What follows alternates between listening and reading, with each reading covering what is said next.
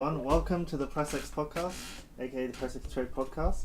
My name is Sachin, creator of PressX, and this is my friend Tom. He is the lead content creator and editor. Hey, well, I want. Hey, well, I got, man. What's going on? Nice. We're here today, as usual, Shit. once per week to talk about your Lord Jesus Christ. No. That's what they say. We're here to talk about gaming news, current gaming events, things we like, things we dislike in gaming. So yeah, welcome to the podcast, man. So what's been going on with you, Tom? Thanks. How you been? Oh, gee, I got back from university like 20 minutes ago, and in the time that I've been back, I learned a song Okay. on guitar. Good. What's it called? It's called "Helplessly Hoping" by Crosby, Stills and Nash. Is it a sad song? Of course, I don't play any other fucking songs. Sad music makes me happy. Didn't you say that you don't know any major chords? You only learn the I said that for a second. I was like, wait a minute, that is wildly inaccurate. When you said that, I was like, oh, this guy's the saddest guy on the How can a planet. person play guitar and not know any major chords? It doesn't make The any sense. saddest guy on the planet right here. I know a lot of obviously I know like all the chords, but You might as well be playing the violin. Like, that's what I'm saying. Like, but the songs I play are 9 times out of 10 in the minor key. So there we go. Okay. What else I do? I've been trying to sort out loads of shit. I'm flustered, but yeah, all good. Back for a couple of weeks before the final exam. Cool beans. So yeah, I haven't been doing too much. I went out last night. Yeah, what man do? It was a joint birthday party, Hey, and we went to Chicago Rib Shack in Chicago Rib Shack. Yeah, we went to Chicago Rib Shack Boy, in Getting done. Clapham. So that was pretty fun. that's a trek. And then afterwards, we just went out to some like club in Clapham. Club. Yeah, so The that was Clapham pretty Club. cool. Oh, I'm so sorry. I didn't stay too long. I mean, I got back at like 1:30 in the morning, like to my house. But I left like pretty much right after midnight. Didn't stay too long. But the place was really good, and there was about 20 of us because it's a joint birthday, right? So they've got their friends. The other person's got their friends. So What does joint birthday mean? what do you mean? It means when two people celebrate their birthday on At the one same day. time. Yeah, okay. so that was pretty fun. And for 20 of us, they actually made like extra tables and there was loads of space, so it was very comfortable. I thought it'd be sort of like sort of compressed into a space, but no, it was Sweaty good. naked people packed into a tuna can. Yeah. Basically, so yeah, that was pretty good. Made some new friends. You know Sweet. how it goes when you meet new people. Do I? I mean, I don't know about you, but I tend to make friends when I meet new people. So yeah, that was fun. When you say friends, what constitutes a friend? I mean, okay, well, Will you ever talk to these people outside of that environment ever again? maybe, possibly. Okay, now A couple of them added me on Facebook afterwards. That's what I was expecting. That's the caliber. Yeah, because I'm quite charming. So It's acquaintance at best. yeah, you know? acquaintances. I've made I've made lots of friends on my course at uni, but I don't talk to them outside of uni. You know, and I don't really talk to them unless I've got a uni-related.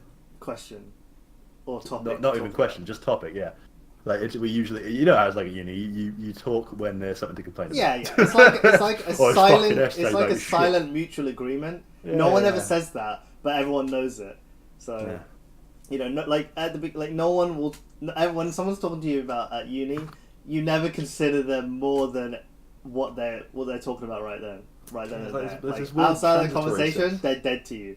That's it. Like everyone understands. Even the closest of uni friends understand. Oh, that yeah, everyone they're understands. uni friends. Yeah. You know, like it's Yeah, everyone so understands. Once you're done with uni, 9 times out of 10, this shit's gonna break down. And Unless you play games online with them, and like I'm for sure there instance- are other forms of connection that go as deep as playing video games No, online. there isn't. This is the Okay, deepest I'm sorry. connection that a Yeah, that's human true. can have with another human.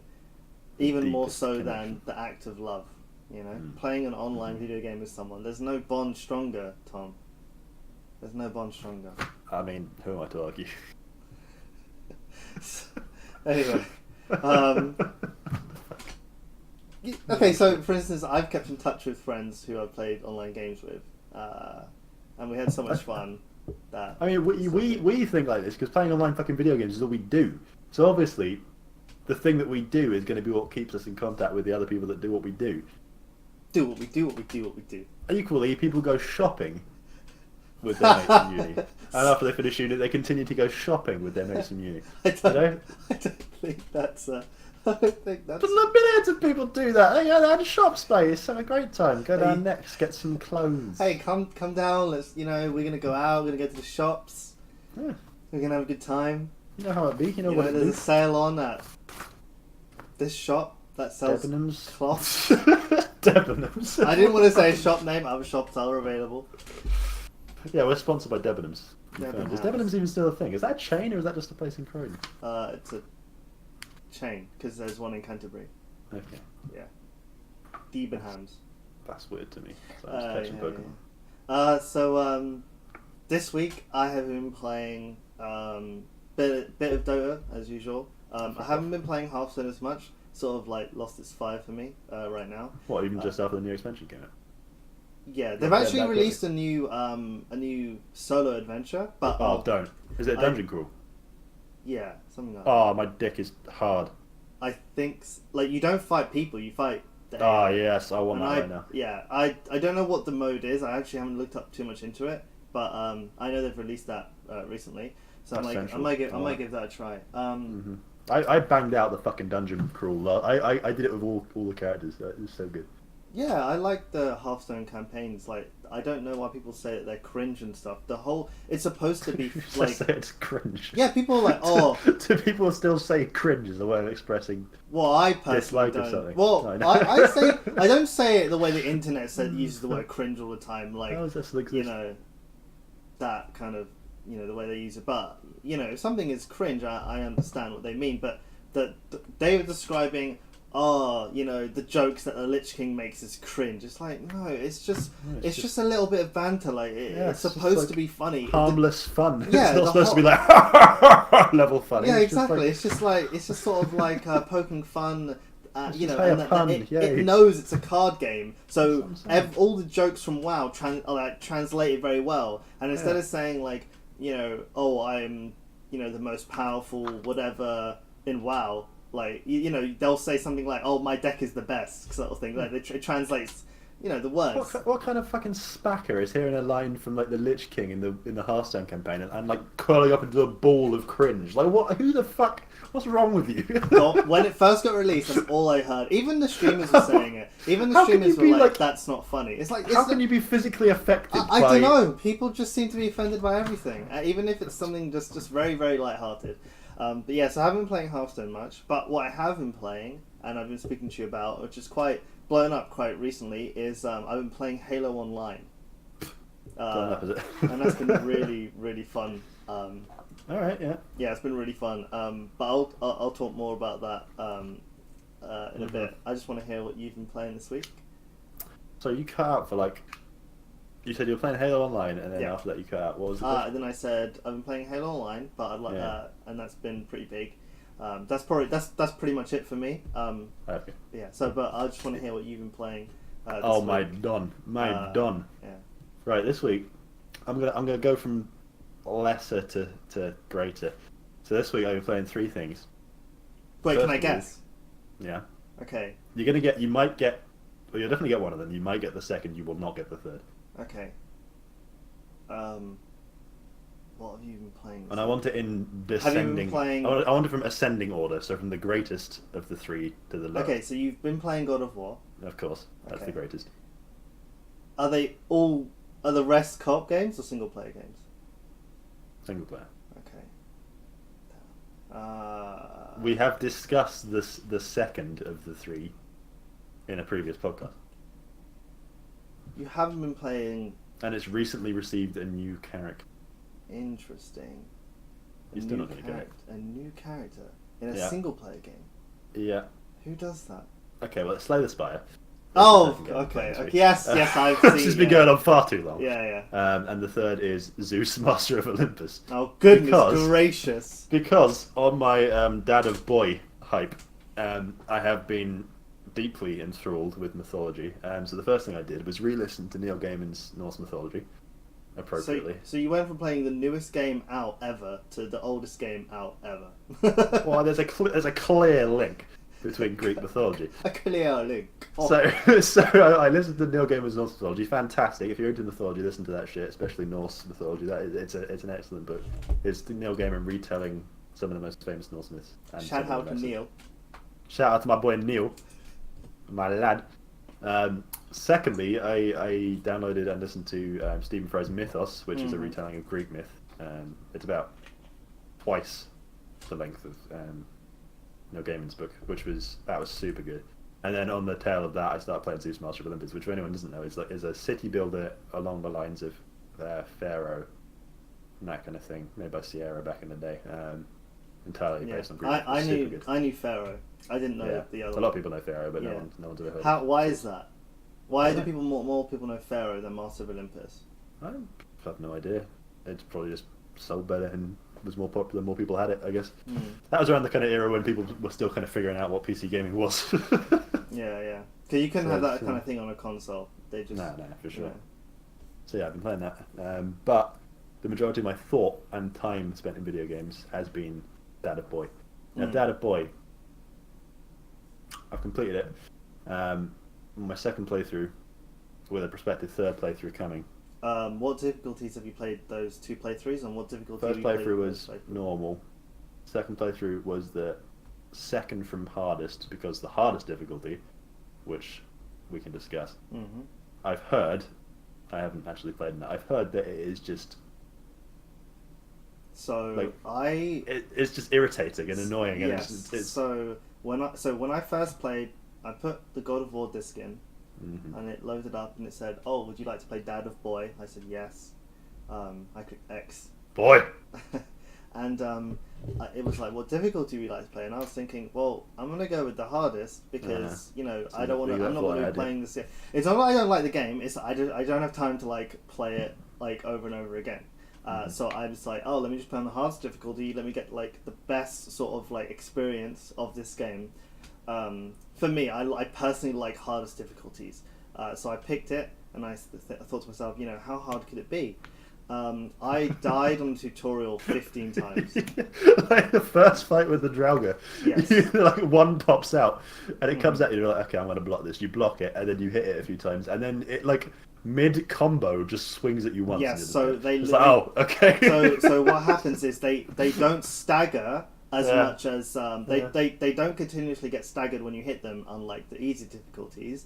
Okay, can I just say before I go on, anything that I'm about to explain was not explained to me in the game. The game does not tutorialize this at all, and if it does, it doesn't do it It doesn't do it in a tutorial fight for some reason, and it doesn't. It just doesn't tell you, as far as I'm concerned. Maybe it does. Maybe someone can correct me, but God of War does not tell you the new or different mechanics in the hardest difficulty. The only thing it tells you is that you cannot change the difficulty once you pick the hardest difficulty. Therefore, you have to restart your game and pick a different difficulty if you would like to change it, if you're on the hardest one. Okay? What? Give me an example of what it doesn't tell you. Okay, it doesn't tell you about I was playing tutorial and I was like, stuff like that. I was like, why is he powering up? I just thought that was normal. Right? I was like, he's powering up. I was like, he regained health. I was like, that's annoying because first of all, they're bullet sponges. All right, so I'm hitting them. I'm like, oh man, this is taking a while. So I, bullet sponges. Then I left one to go fight another one just because he swung at me. So I deflected, and I was fighting him. And then the guy behind me, who I just left, he regained health. And I was like, oh man, I can't leave these guys alone. So what I did is I focused one down constantly while blocking the others, and then I would go back to the one I'm focusing on, right, to kill them. And you can interrupt them while they are regaining health because they do an animation. They sort of go, and then you can, whatever, interrupt them. I did not know that they also, while they were getting health, that's not actually what they're doing. They're actually leveling up mid-fight and regaining health as a result. So I didn't know that at all. And I was just I was playing it not realizing what this was until I had enough. I got to the second or third fight, and I just died so many times. I googled God of War difficulty. Why is this so hard? I was just like, and I saw so many tweets. Someone tweeted, "Is it me or is the God of War difficulty just stupid?" No, it's balls hard. And I was like, I was thinking, okay, so it's not just me that's finding it difficult. Because Tom, you know, I like games that like. We're like veterans of Dark Souls. We know what hard games are. I like games that like make you go insane. You know. That I like that because I like to go, oh yes, I've completed it on hard difficulty. Like me and Tom have played. Okay, people might laugh, but I still think it's quite difficult. Like Call of Duty games on the hardest difficulty because those games just like, you only get like a couple bullets and you're dead. We've played enough games to learn how to like figure out game mechanics and fiddle with game mechanics to the point where we can use them to our advantage. Yeah, and we know how to use the game's difficulty. Yeah, and we actually enjoy that aspect sometimes of like trying to game the game. We know the challenge, and we know we can beat it, and we've beaten it in many different ways throughout our lives gaming. So like we know what difficult games are. We've played difficult games. We've beaten difficult games. God of War is ridiculous, and thematically, God of War, you are the fucking Greek god of war. You are the deity of battle. But Tom, you are not getting killed by a fucking undead pleb. Tom, this is not happening. You're the god of war. You haven't played Dragon of War, dude. You haven't played Dragon of War. It's just the first enemy in the game. It's the fucking Draugr. This isn't even slightly mythical. This is just an undead bloke. This is just a bloke that hasn't gone to hell. He's just a normal guy. You're the god of war. Yeah. You've killed millions of this guy. You're the dad of boy. You are the dad of boy. Like, the game, thematically, when it is that hard, it ruins it. Because, like, you're meant to be this deific figure who is vulnerable and who is old and weaker than he used to be, but you're meant to be still incredibly powerful. The first thing you do in the game is lift up an entire fucking tree on your shoulder. Yeah, can I just... Like, you are not getting one shot by a Draugr. Can I just say that the feats of strength that Kratos shows within the game are so insane. Yeah. Like, he moves things. I'm not going to ruin anything what he moves, but he moves things that are like a billion times his size. Yeah. And I don't know what part you've got to, but he moves things. He moves things. Like, he can push things, and it's insane. Like, his physical strength is so through the roof, but yet Draugr of War is better. It's incredible. Yeah, it's Draugr of War, the fucking one undead Norse bloke that deposes the god of war. He becomes it himself. It's fucking ridiculous. I just don't understand. So yeah, as soon as I learned that, I bopped it down because there are a number of fights deep into the game which I won't spoil at all. But I lost these fights, 5+ times in a row on normal difficulty. Oh yeah, these fights are incredibly difficult, even on normal fights or boss fights. Boss fights. Okay, There are some bosses that And in your mind, while you were losing, did you think, "Oh my goodness, there's like 2 more difficulties"? Yeah. And the whole time, yeah. like and with these fights, you have to learn their movesets. It's like a Dark Souls boss. You have to learn their movesets. You have to learn to avoid certain things. You have to learn to parry certain things. On normal, you can take, with decent armor, you can take like 5-6 hits from them, and that's punishing, right? On the hardest difficulty, 1 hit you do.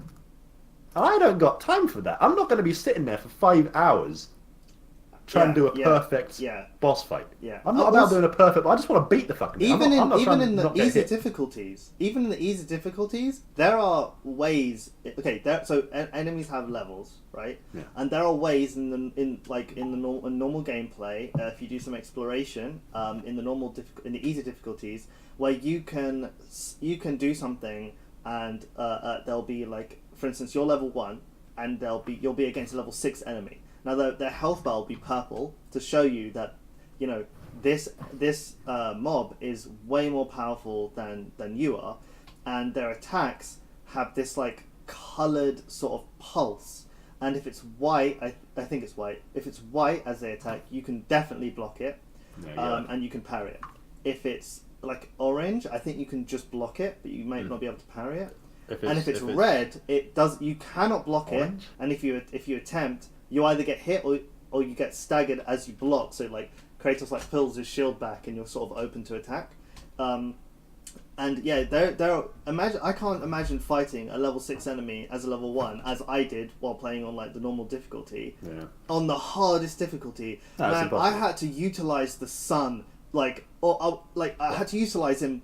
He's the only reason that I actually can do some of the hardest fights. And even Yeah. No, with you know, Boy is like he's a savior. Like sometimes it should be called Boy of War. He Boy of is. War. He is it. He's the guy. If you're He's the fighting a hiccup. level 6 enemy on normal as level 1, what you're doing is you're kiting it in a circle and spamming the square button so Boy just shoots arrows at it.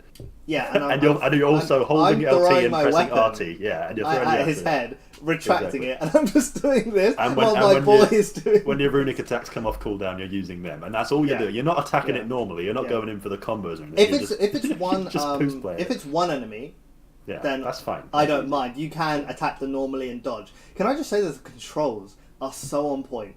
Like, Yeah, they're brilliant. if I press block, it like as soon as I click it, Yeah, Kratos it's is like perfect. this, like ready with the shield, Yeah. and because of the and dodge, the controls being that responsive more than so the dodge and the block are way more responsive than anything Yeah. else, I think. But having those be that responsive in Yeah, a game the like side this, step is at fantastic. the hardest difficulty as well is just that goes hand in hand. Like it works. If it was if there was some sort of like animation or it was too slow, like in Dark Souls for instance, different shields have different lift times.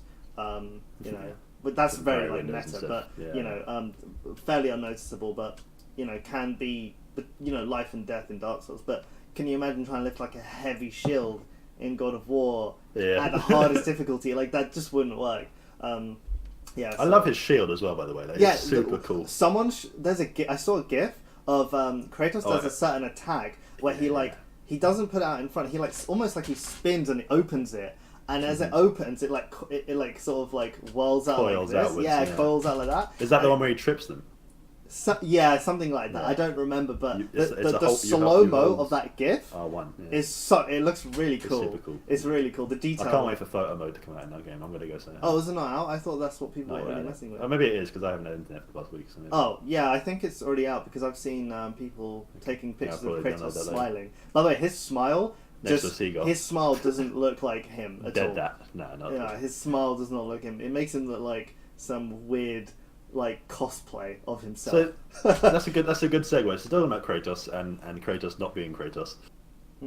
So I've been thinking a lot in my musings about this game about Kratos, who he is in this game versus who he was in previous God of Wars. Now I've done over the past few days I've like watched playthroughs of the old God of Wars and I've done like a God of War in 10 minutes video session and stuff like that.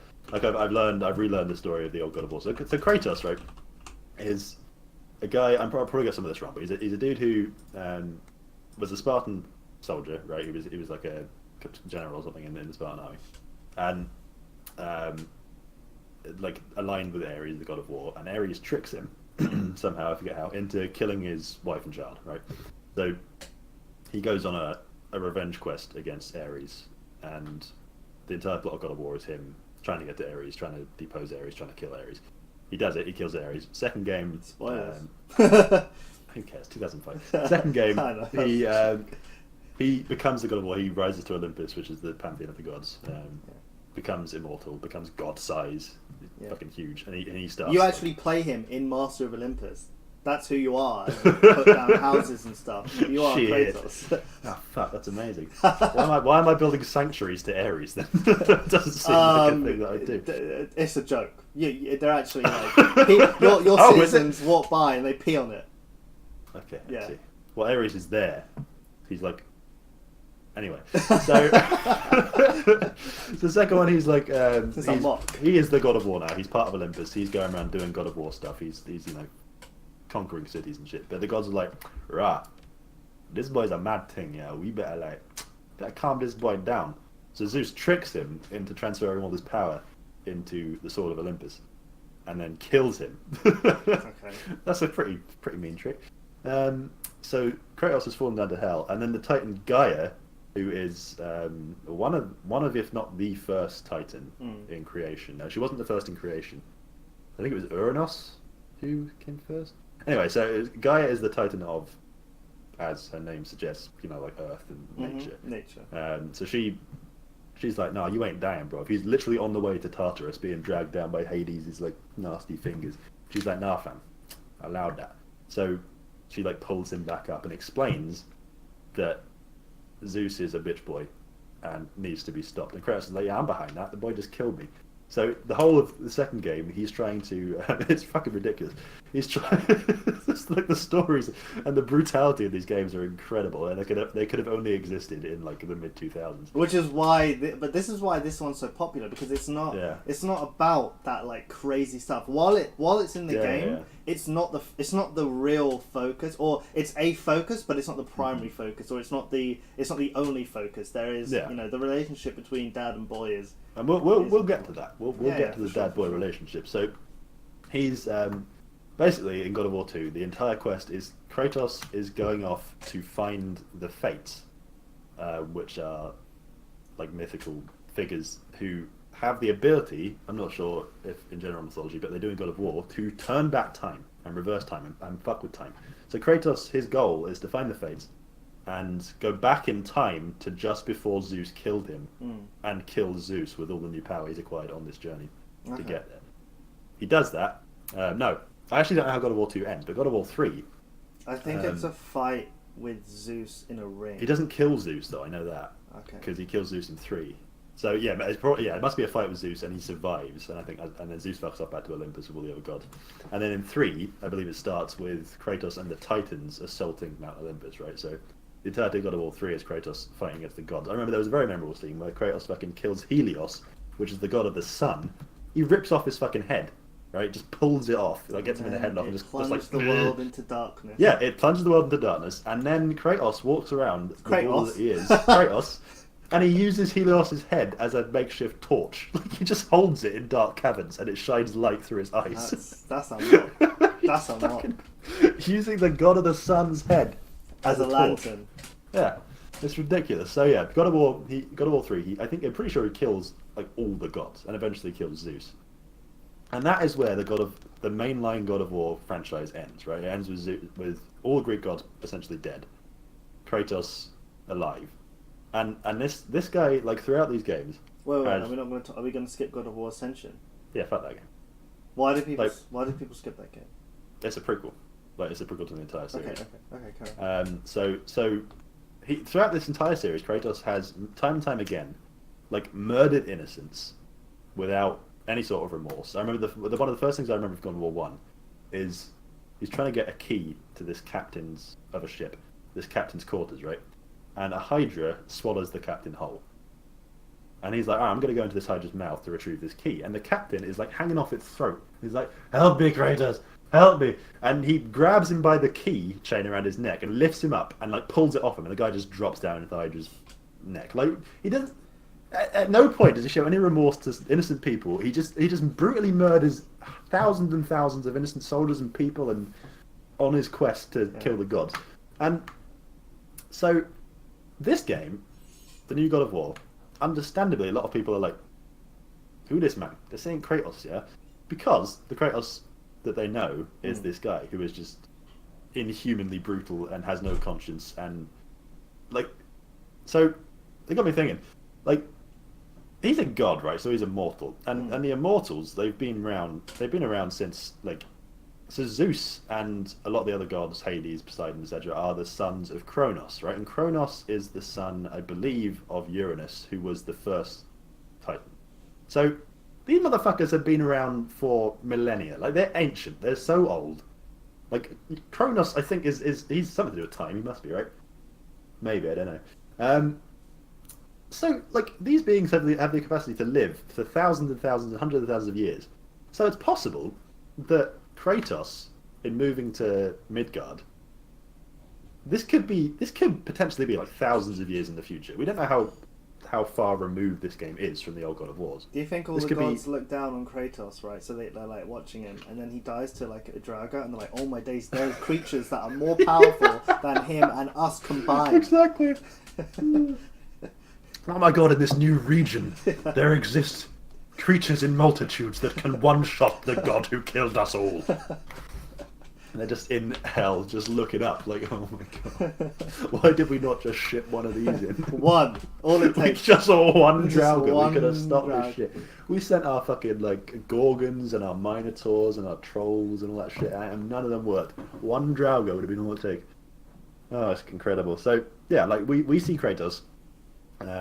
He's in Midgard now. He's moved to Midgard from Greece and from Olympus and Athens, all the places that he visited. I mean, it's not actually that far geographically from Greece to, well, Scandinavia, where you assume Midgard would be. Midgard, rather. So, like, the reason Kratos is so different is probably because the time frame that has elapsed between these two, the end of the franchise and the start of the new one, is probably more immense than we think, right? Because he's a god. He ostensibly is immortal from just Immortality's he has because immortality, if you but are- he's if you growing are older. immortal, then why do you age? Well, that's it, because in Norse mythology there's Sorry, let me rephrase. You age, but why do you show like signs of aging. signs of aging? Well, If you in are Norse immortal? mythology there's only a, so long there's your a brain can story, grow, or how your hair can get. and there's a goddess called Idun or Ithun, depending on whether or not you pronounce the thorn like you do in. Etan. That's academic. So it's Eden who's Idun, Idunn, who is a goddess, and she Eat 'em cheese.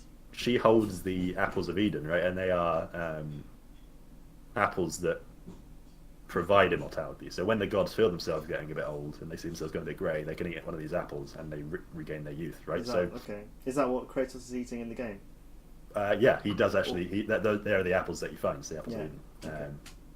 So, yeah, the Norse gods at least, they eat those apples and they regain their youth. So Kratos feasibly could be 100 years older than he was in the last game. So he's come to Midgard, and he's fathered this child, and he's got married again, presumably, or he's partnered up with some woman, and he's in fathering this child. He has become, and throughout the time span that's elapsed between these two games, he's become a different person. Like he presumably does not rampage and kill like he used to, and there's presumably been decades, if not centuries, for him to think on his past sins, and to, and you see even in the first like couple of cutscenes, you see him playing with his old wrappings from where the Blades of Chaos used to, fuse to his skin. I've never played God of War ever. So when I saw that, I was like, I don't get the reference. I know what he's doing, but I don't get it. I know something important is happening, but I don't get it. The chains of the Blades of Chaos used to be. That's why they could extend and be used as range attacks. They used to fuse to wrap around his arm and fuse to it, right? Like, and burn into his skin. So he's got scars, and that's why he covers them up. So like you clearly see that this is the character who has reflected and is still reflecting on the just immense atrocities that he's committed throughout his life. So that to me is adequate explanation as to why the tone of this game is so much different from the previous games, right? There's been a time frame. He is no longer what he was. He's moved to a different region where his godhood no longer holds sway, no longer is worshipped, no longer is understood like it is in his home.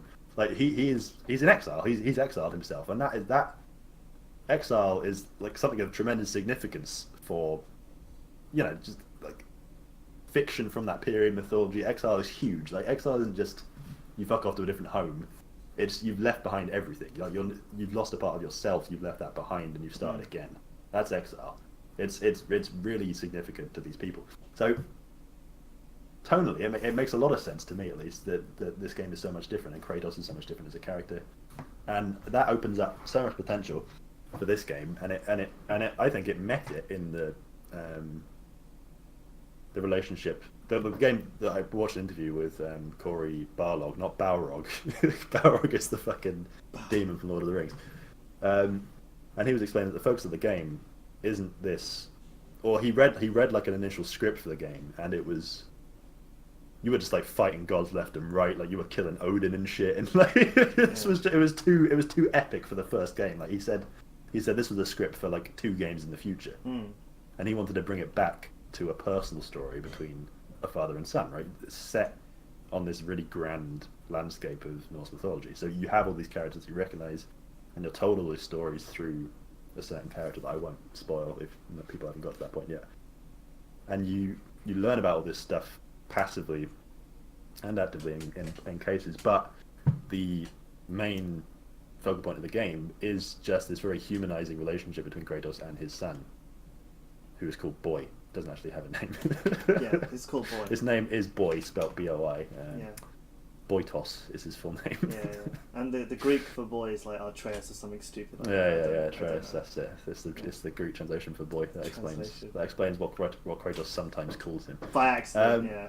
Exactly, and that dynamic that these characters have is like reminiscent of like Joel and Ellie from Last of Us, and it's up there. Like it's incredible. Like it is super basic.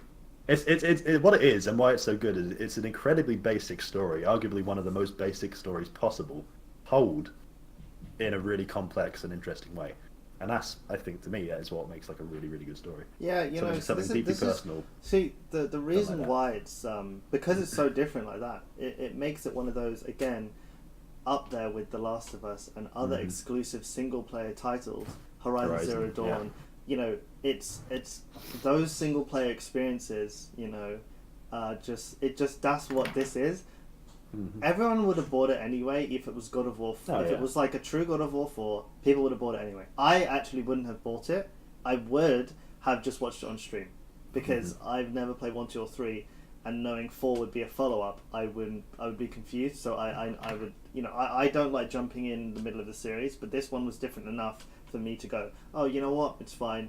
Also, I wanted to buy my first game for my PlayStation 4. So you've had for like 6 months and never once done it. So I thought that would be pretty good as the first game. You took advantage of the PSN or PS Plus deals, right? Like yeah. So I took advantage of the Bloodborne one. Yeah, I was gonna say. Except I never downloaded it. I added it to my library, but actually instead I just played Ratchet and Clank instead of Bloodborne. How you motherfucking got Bloodborne on your PS4 and not played it? Like, what's wrong with you? You got Bloodborne for free and not even played it. I actually don't like Bloodborne in comparison to the other Souls games. I like Dark Souls 1, I like Dark Souls 3, and I'm sure I would like Demon Souls.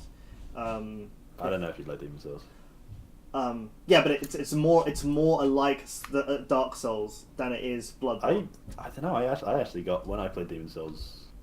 There's no way Demon Souls is more like Bloodborne than it is. Honestly, I got more Bloodborne vibes from Demon Souls in terms of gameplay than I did Dark Souls. I don't know why, and I can't explain. I mean, you've played it, so you would know. Yeah, but like it might be just a personal thing. It's probably just I think what it was actually was the lightness of the controls. Like when you roll, for example, your character feels like air, and it's similar in Bloodborne. There was a weightlessness to Bloodborne that was similar to Demon Souls, and I think that's what made it similar in my head. Okay, that's fair enough. But whereas in the other Dark Souls games, you armor and shit, and when heavy fat rolling and stuff, you feel chunky. But the reason why I play Ratchet and Clank is because I know that I can always play Bloodborne whenever. My friend owns it on PlayStation 4. I can always borrow it. I've downloaded it myself if I want, or I can download it. It's just in my library. But more to the point, Ratchet and Clank is an exclusive, and I wanted to play an exclusive to the PS4 that was like made for the PlayStation. I know Bloodborne is too, but more to the point, that's more like Sony. You know, Ratchet and Clank is like classic. So I was like, right, let me play this. Was it Ratchet? Let me see what Ratchet and Clank's all about. So I played a little bit of that, and I enjoyed it. Yeah, those were PSN games. My first real game I actually bought. I mean, the last time I bought a physical copy of a game was I don't remember. I don't remember. It would have been on Xbox 360, and it was really. And it would have been. It would be GTA 5, but you bought that for me. So that's true. What? Well, I mean, you didn't buy it for me, but we've told that story. You have you gave me the physical copy of it. Yeah. So I never actually went to the shop myself. I mean, I didn't do it for God of War either. I did order it off Amazon. But the last game, and then it would be Call of Duty 4 because we reordered it for PC, but that doesn't count. Maybe it's been a long time. I don't remember. Yeah, I don't know. I have no idea. No idea what the last Xbox 360 game I bought was. So, yeah. So God of War, God of Boy. Are you enjoying it? What are your thoughts on it? Yeah, I'm enjoying it, but I don't like. I mean, the game is good, but I don't for me, a game is good or bad, right? I wouldn't play a game that's like mediocre. Right, yeah. In my mind, I make up, is it good or bad? That's it. That's all there is to it for me. So there's no 10 out of 10 rating for me, but there's no like 7 out of 10 rating for me either. There's no rating. It's just I like it, therefore I recommend it. You know? Okay. Like if I like a game, I like a game, and I'm going to recommend it, and I'm going to tell you it's good. But I'm not going to be like, oh, this game is like the best game this year. Like you guys should go. Like I don't care enough to do that. Like Okay. I like. So you like it? I like it. I like God of War. I'm playing through it. I like that it's more. I like that there's a lot more. It's more about exploration as well. Like there's a lot of exploration in that game. That if you sort of and if you understand also sort of there's the puzzles and the exploration. You know, Yeah. I enjoy doing that and feeling like, oh, I discovered this and now I get to do the puzzle and oh, look, I've solved it.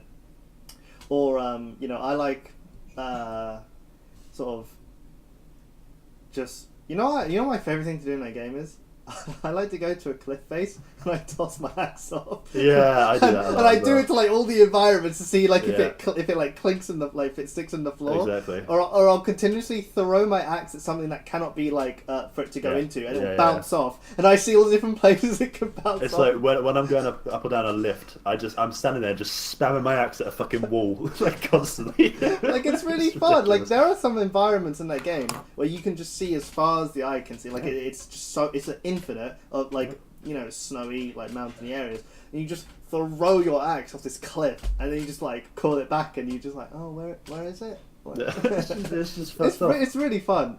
It's incredible, yeah. But no, I enjoy the exploration of that game. It's just a good single player game. So I do recommend you know picking it up, especially if you haven't even played God of War. Like it doesn't really matter that much. Like I'm enjoying it.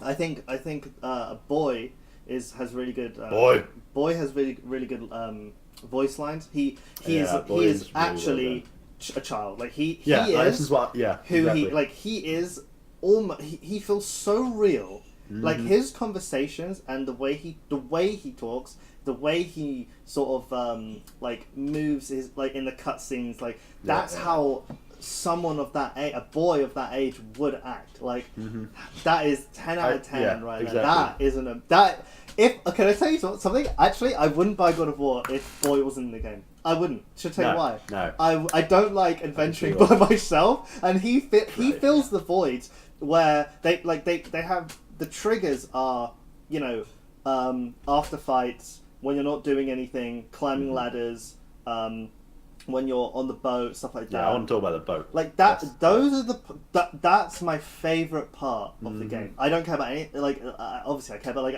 I love that part. That part is the best when he's just saying, "Dad, can you tell me a story?" Or you know, like it's incredible. I like even the voice, even when he goes, "Did you say something?" And Grace is like, "No."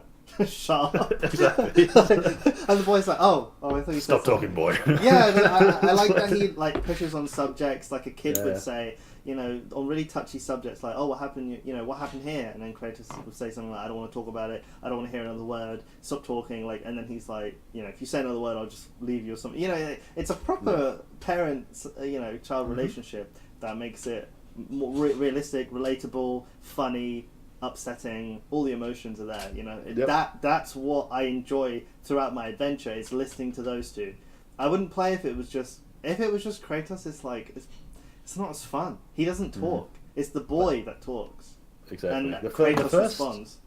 The first 10 minutes, I always keep coming back to the start of this game.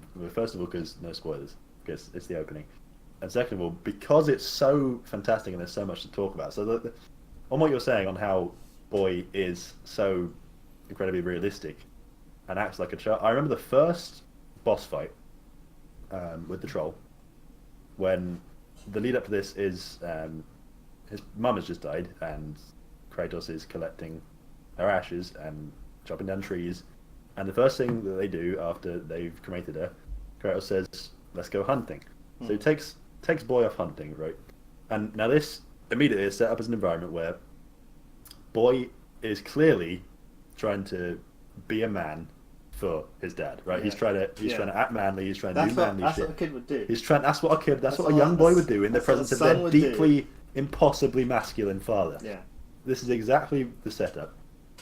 And at the end of this boss fight, like, he's just been running around the arena, just shooting the occasional arrow at this troll. Kratos is fucking chucking his axe at it for like 2 hours, and it finally goes down, and the cutscene rolls, and the boy runs up to the corpse of this troll, and he's like, "Fucking eat shit, motherfucker! Ah, you're nothing to me! Ah!" He just like goes ham on this troll, and Kratos is like, boy,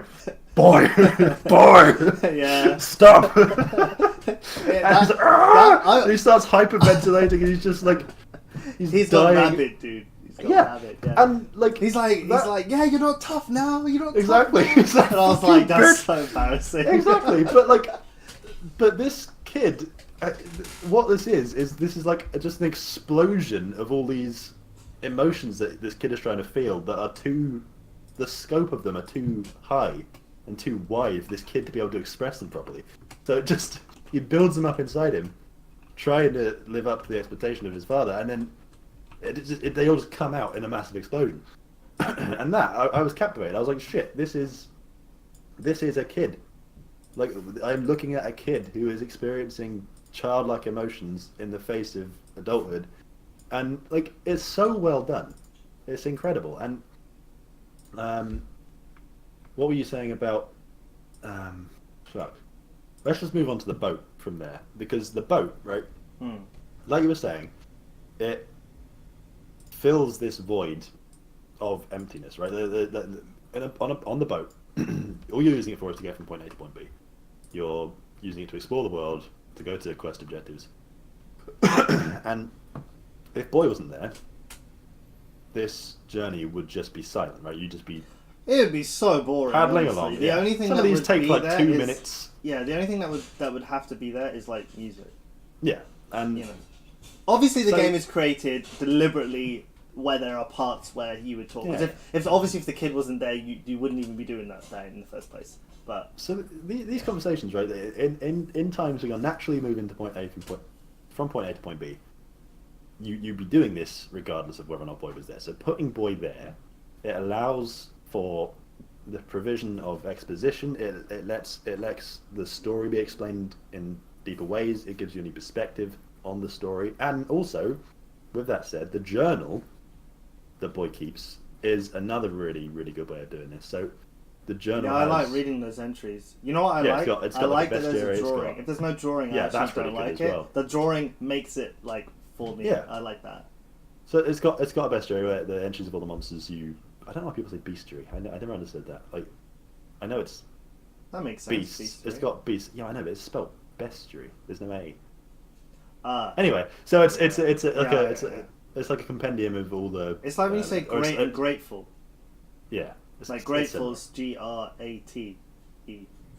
So it's this encyclopedia of all the lore that they find throughout the world and all the monsters that they kill, and the entries are like, yeah, there's a wolf. They were just hungry, you know. It was kind of sad that we had to kill them, but thank God Dad would never read this. It's like it's a mixture of personal entries from Boy. It's Dear Diary from his perspective, and it also gives you combat tips. Yeah. Right. So also say like it's like flavor text within the tips, or it's it's more like flavor text with tips in between. Yeah, because it'll be like, oh, I noticed during this fight that Dad like broke this guy's block or something. This guy had a shield, and Dad like whacked his shield, and I noticed that really staggered this enemy, and then Dad could kill him easily. And it gives you combat advice through the perspective of a kid. Yeah, which is really, really good. And it made me sad. Yeah, exactly. So it provides personality to a thing in video games that are stereotypically very bland and yeah, you're right. That is boring. Having it written from the perspective of a character makes it way more interesting than just exactly. This enemy is this type. Its status is this. This is its weaknesses. This is its strengths. That's boring. Which is, for example, in Monster Hunter, you get that a lot. Like you'll have a mural of a monster. It will show the weak points and the loot. I suppose in that game though. When you do something like that, you want to know it quick, right? It's something. Oh yeah, for sure. So that game might be a bit of an exception, or games that require you to do it really quickly. But yeah, like in comparison is pointless. But in general, it just makes it so much more interesting and engaging to the point where I was whenever it said like lore added. Yeah, you hold up, holding down D-pad, and reading it without fail every single time. Yeah, it's interesting. It's interesting. Yeah, you, like even to the point of just seeing the fucking drawings of these And again, that lets them add concept art to the game, right? Because that stuff is all clearly concept art that they've created, and they get to include that in the game, and that's super cool. Some artist Yeah.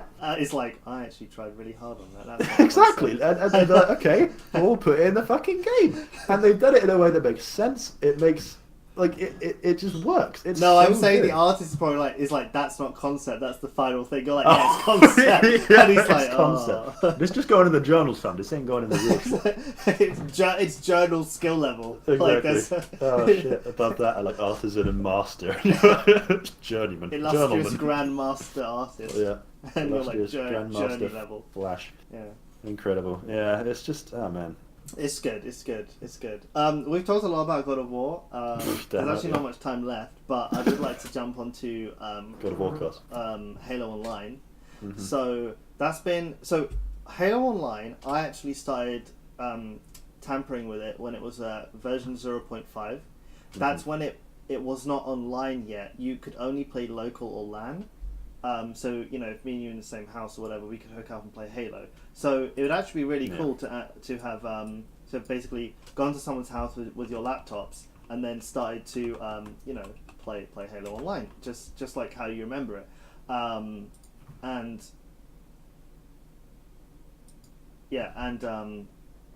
it is based on the Halo 3 engine, but it's sort of modified in a way where there are so for instance, weapons from the newer games are in here.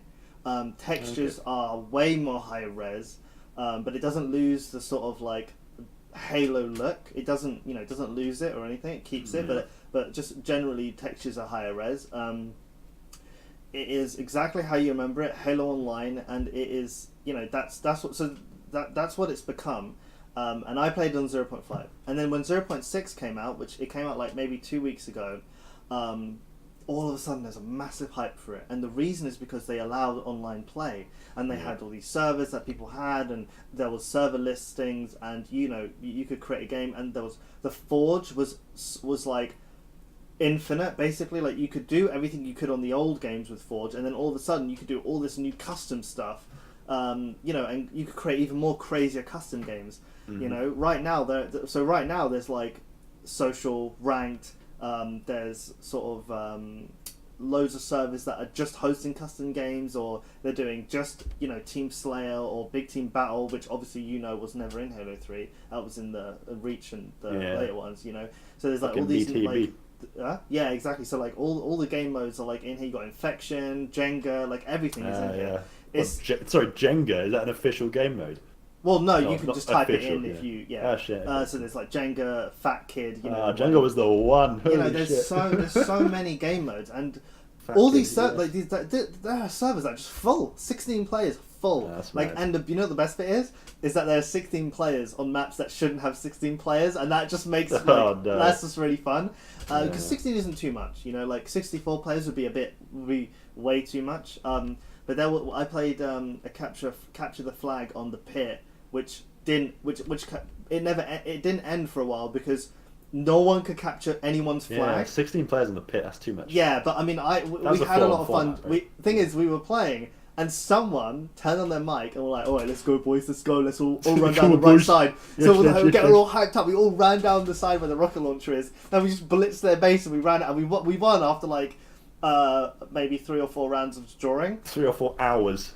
It was so much fun though. Like because the mic enabling mic was a pretty good idea from them. But like, it's a lot of fun. It's exactly how I remember Halo, and it adds that little bit of sort of it takes the good bits from the newer games. Like the DMR never was in Halo 3, but it's in Halo Online. And there's the battle rifle.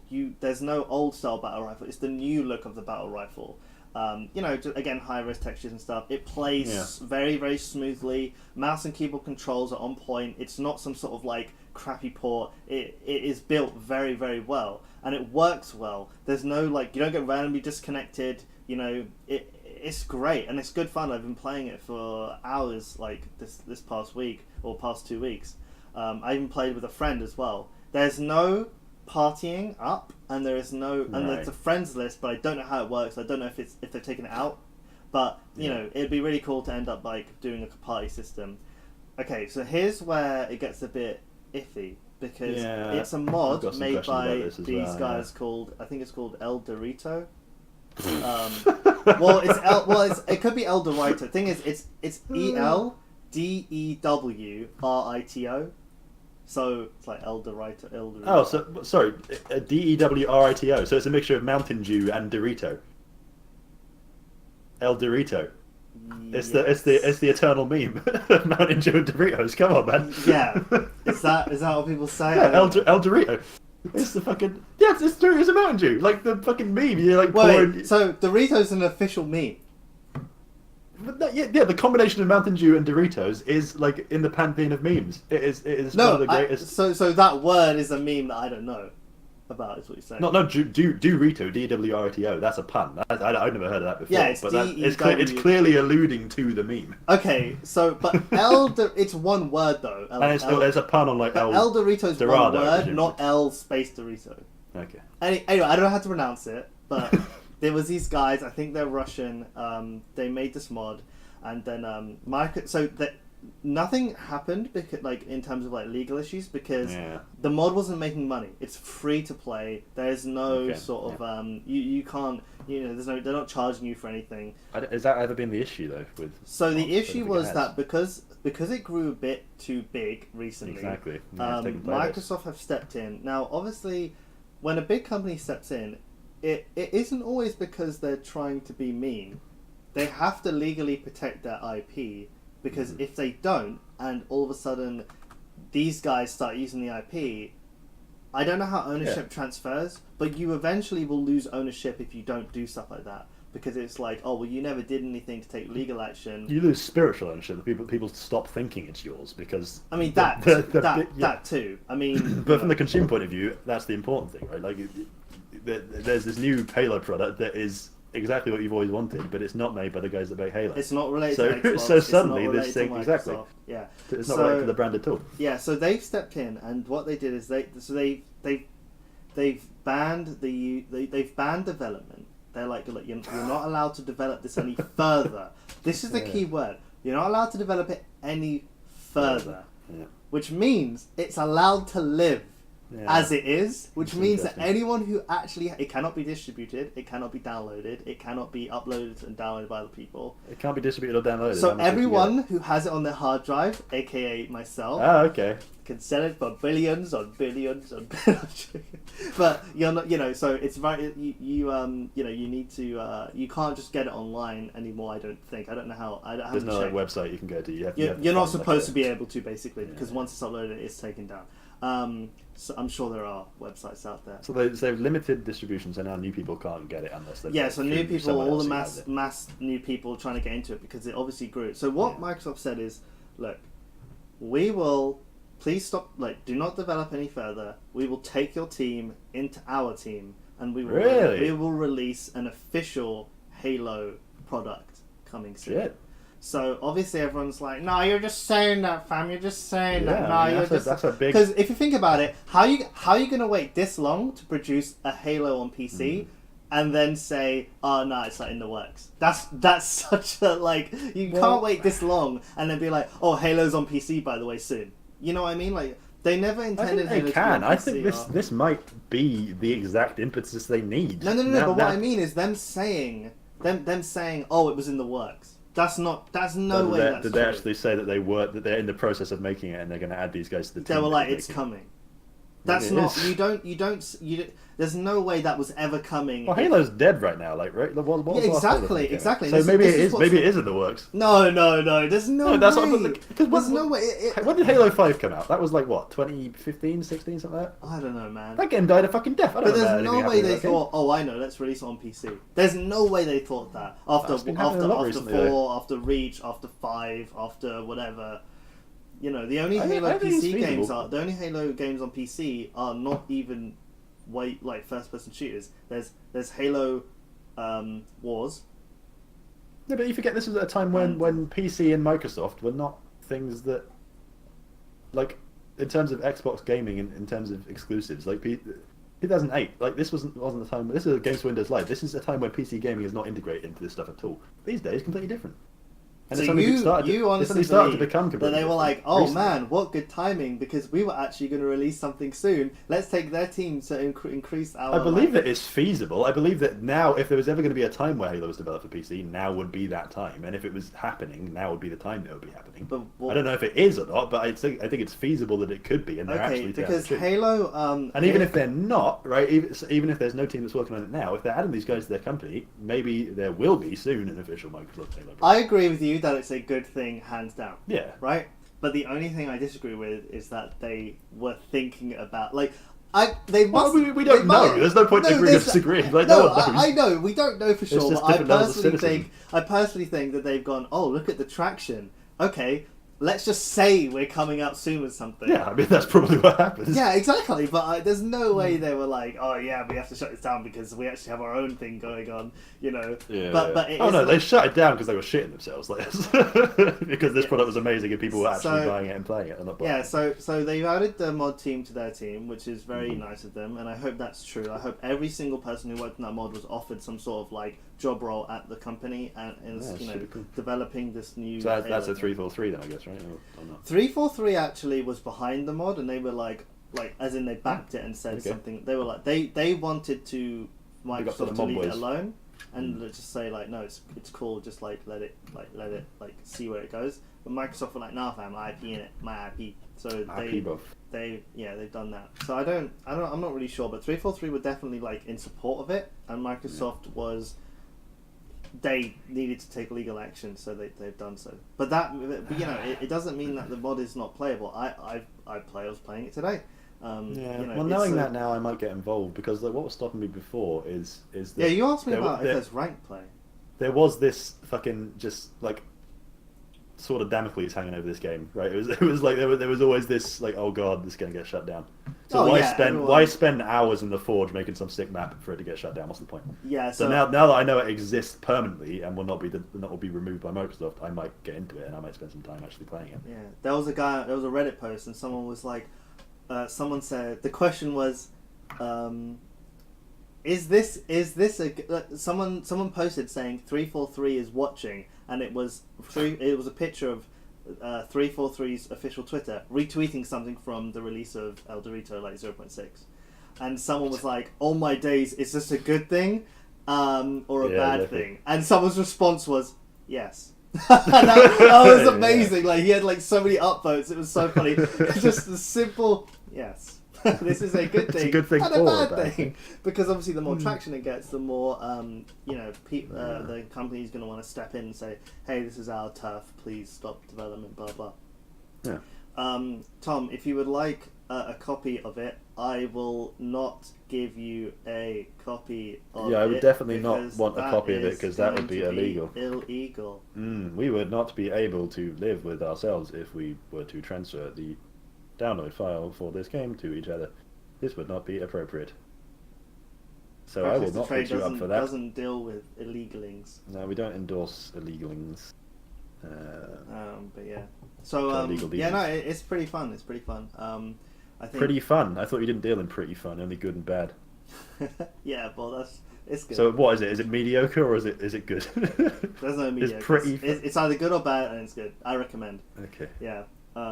It's so good, man. Like I was playing like, you know what's funny is that I never ever got 2-for-1 achievement. Get a double kill with the Spartan. I remember when I got that. I have repeatedly got it. Like almost every ridiculous. game where there's a Spartan laser, I've repeatedly got this achievement that unofficially. The fact that it was fucking 5 gamer score and all that was the icing on the cake. And the same thing. I never got getting a manslaughter. No, not manslaughter. It was like a roadkill with a fucking mongoose. I never got overkill, and I never got 2-for-1. Never got overkill, bruv. No, because you had to get. I got overkill, but I never got it. It was in lone wolf. Lone wolf. You had to do all lone wolf, and that's difficult. It is difficult, yeah. Because you're free for all. Yeah, once your shield's red, man, you gotta hide. Yeah. You gotta hide. And also to get 4 people in the same place. You have to do something spectacular. And 2-for-1, oh my goodness, that was so difficult. Oh, that was the pinnacle. Because that's on Lone Wolf too. How are you gonna get 2-for-1 on Lone Wolf? Yeah, it's ridiculously difficult. I remember I got it on the snow map. I forget what it was called. It was the snow map. You know, there were little tunnels in it. Something like it was the Arctic one. Cold storage? I don't know. Cold storage is inside. Yeah, no, it was outside. It was like a pure snow white map, and there were tunnels in it. And a dude came through on a mongoose, and I Spartan lasered him. And behind him was someone in active camo. Oh wow! And my laser went through his mongoose and hit the invisible Did you guy. foul I shot? was like, yes. Yeah, I saved it. That's amazing. It was beautiful. Yeah. It changed my life. Oh, also, people who have... Okay, so I don't know who gave the go-ahead, but usually Twitch streamers do not stream things that are potentially, like, risky, right? Yeah, legally. So sketchy. streamers obviously got the go-ahead from someone, I believe, because no one would stream this, Halo... Who would stream Halo Online? That's so risky. Yeah. So they streamed... So Halo Online had its own game thing on Twitch, and if Twitch is listing a game, called Halo Online, obviously you're allowed to stream it, okay? Yeah. According to Twitch. So streamers are Yeah, streaming... you're covered Halo. under the legality of So Twitch. streamers are streaming Halo Online, right? And I was watching a couple of the streamers. I was like, okay, cool, this is streamable. I was thinking of streaming it as well. Then Microsoft went one step further and got streamers suspended for 24 hours for streaming it. Cool. And not all streamers, big streamers. So they obviously targeted the people with the most audience and were like, hey, makes sense. which is one step a little bit too far, because protecting your IP doesn't mean you can't, doesn't mean actually, shutting down the streamer for 24 hours. That's a bit weird. The modders, the team responsible for doing it, sure, I understand you give them a sort of, please don't, not cease and desist necessarily, because, they don't have to take it down, but please don't develop this any further, please come work for us. That's all good. But then they were like, hey, we're going to shut down your stream for 24 hours, we're going to get you suspended, we're going to get you banned. It seems like the best way of getting the word out to the plebs, to be honest. When you shut down a streamer, you immediately make it does clear send a message. It to does. the entire streaming community that this is not good. You don't do this. Yeah, but then they're using they could have easily just tweeted and been like, hey, Twitch. No one cares about that. That would have been official enough for them to tweet at Twitch, hey, please take this down as a section. And Twitch would have been like, oh my goodness, take this down right now. Then they would have tweeted, hey, anyone streaming Halo Online, don't do it. And then all of a sudden the word got out real quick. It only takes bullshit. It only takes one tweet. All they have to do is communicate, instead of just going right to the thing and being like, oh. And now those streamers have a black mark against their name, because 3 strikes you now or whatever, and they've got an official black mark, which kind of sucks. True. Yeah. Yeah, So that's Halo Online. I've been enjoying it, and I don't know how you're gonna play it, because there's no possible way for you to get some sort of download. Yeah. There's no possible way. That's a shame. It is a shame, It's really. a deep shame. But yeah, if you ever do play it, Tom, you're gonna enjoy it. You're gonna enjoy I'll have to play it at your house, don't I? Yeah, you have to come round. We'll have to get everyone round. Me, you. I definitely won't bring any sort of file transferring. No, like a USB or a can't do portable that. hard drive. No, that's illegal, dude. Can't. You would never do that. No. Yeah, goodness no. Even the thought of that is simply ridiculous. Yeah, ridiculous, dude. Imagine me sending it to you online as well. Oh, that would just be ridiculous as well. Oh, I didn't even think that was possible. Because it's illegal, Tom. We don't think like that. So yeah. Anyway, I think that's all we have time for right now. We've talked about pretty much 2 things that were on our minds. Oh man, I could go on for God of War. I know. I would like to hear it as well. It's good fun, but I do like to stick to our almost an hour or hour-ish thing. Anyone who's watching, thank you very much. My name is Sachin. This is Tom. We are PressXtoTrade. You can find all of our social media at the sort of up there. We have a social media thing. We are PressXtoTrade on every social media. Literally everything, apart from Pinterest. Yeah, apart from Pinterest. Because fuck Pinterest. Yeah, we don't. Pinterest once rocked up to my house and was like, "Hey Tom, you's a bitch." And from that day forward, I've boycotted Pinterest, and everywhere I can go, I spread the message that Pinterest themselves, not I, are bitches. So don't use Pinterest. This is slander. Pinterest is fine. Use Pinterest. Pinterest tried to send me a Halo Online copy, and I was like, nah. I reported them. I reported Pinterest. So yeah, and go shop at Debenhams as well. And, shop at Debenhams. Yeah, so we usually do a podcast once a week. Like this one. We also have our YouTube channel is also and our Twitch channel has got animation shorts. We do other gameplay where but we edit down the gameplay. The full gameplay is on Twitch, but we edit down some of the videos into the good parts on our YouTube channel as well. The podcast can be pretty much everywhere, SoundCloud included, if you just want the Consume audio. it. And yeah, so that's pretty much it. Looking forward to the next one. Never Yeah, know what's boy. going to happen in the gaming world, so I'm excited for that. God of War. More God of War. And yeah, so we'll see you guys later. Again, thanks for watching. We are PressXtoTrade, and we'll see you next time. Bye. Peace.